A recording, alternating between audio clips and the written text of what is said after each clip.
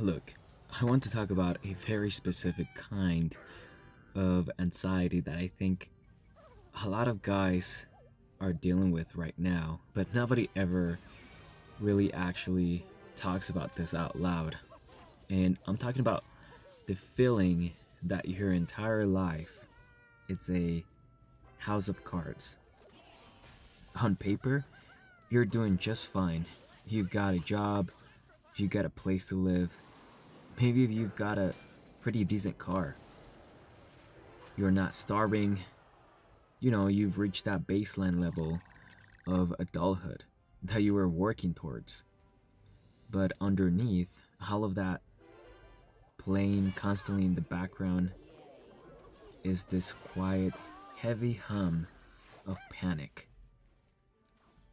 It's that feeling when your car makes a weird noise on the highway and your stomach just drops, or your boss just puts a random 15-minute meeting on your calendar for a Friday afternoon, and you immediately assume you're just getting fired, and then it's checking your bank account, even when you know you just got paid, just to make sure that the money's still there. And then you walk around with this deep underlying paranoia that the stability you've built is incredibly fragile. You feel like you're exactly one unexpected medical bill, one layoff, or one bad month away from losing absolutely everything and ending up right back at zero. And because of that fear, you never actually get to enjoy the life that you've built. You sit in your apartment that you pay for, on the couch you bought, playing the game you earned the money for, and then you can't even relax. You're just sitting there, bracing for impact basically, waiting for the other shoe to drop. You're surviving, but you're living in a constant state of defense too, and you know that's something that I think a lot of people, a lot of guys, a lot of us we're dealing with right now.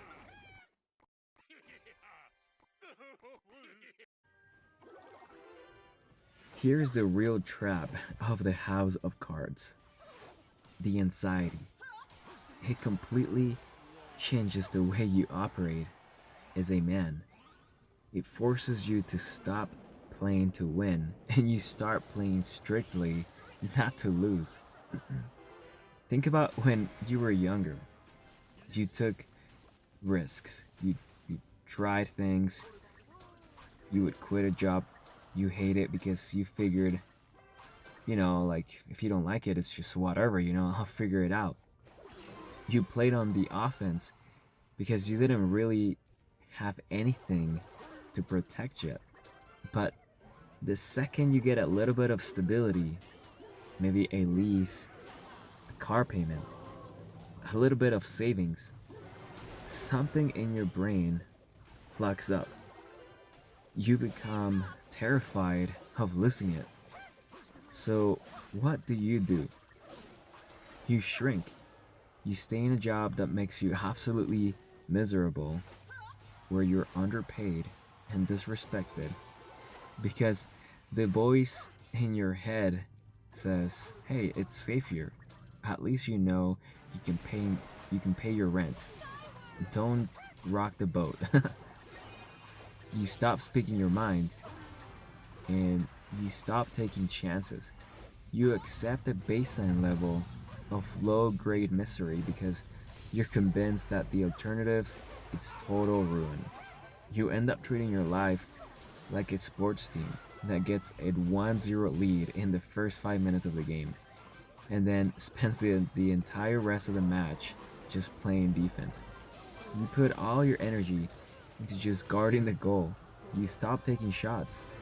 You stop moving forward, and the exhaustion of living like that is unreal. It drains you. You aren't exhausted because you're working so hard to build an empire. You're exhausted because holding your breath and bracing for a disaster hasn't even happened yet, and it takes up all your mental energy. You become a hostage to your own comfort zone. And listen, I'm not gonna sit here and tell you to just let go of fear or go quit your job tomorrow and risk it all. I'm not a life coach. You know that, right? And I get it. The economy is crazy, life is expensive, and the fear of losing your stability is a very real, very logical fear. And I'm just talking about this because we need to be honest about the toll it's taking on us. We spend so much time and energy just holding the walls up, terrified that the wind is going to blow our house down, that we completely forget that we're actually supposed to live inside the house. And I just want you to sit with that for a second. Think about how much of your day is driven by the fear of losing what you have, rather than the excitement of what you could actually do. Think about how many decisions you make out of pure defense. There's no quick fix for this, really. It's hardwired into us to want to protect our survival. But there is a massive difference between being responsible and letting paranoia pilot your life.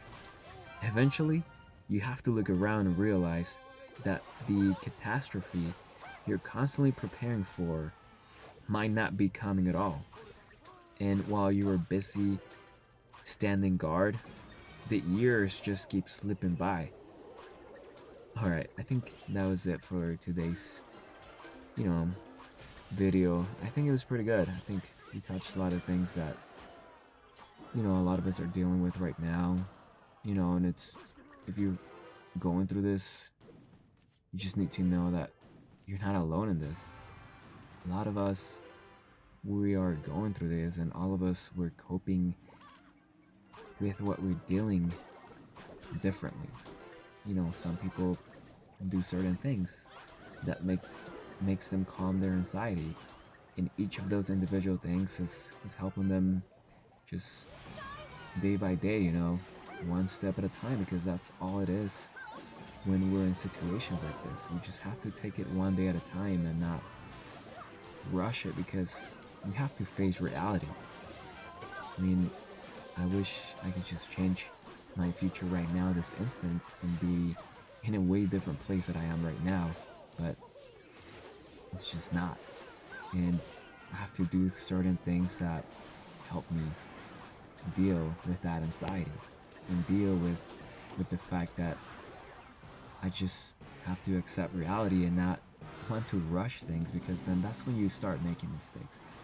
That's when you trigger all of your anxiety. That's when you fill your mind with negative opinions, because we start comparing our lives with other people immediately, and we just can't do that, okay?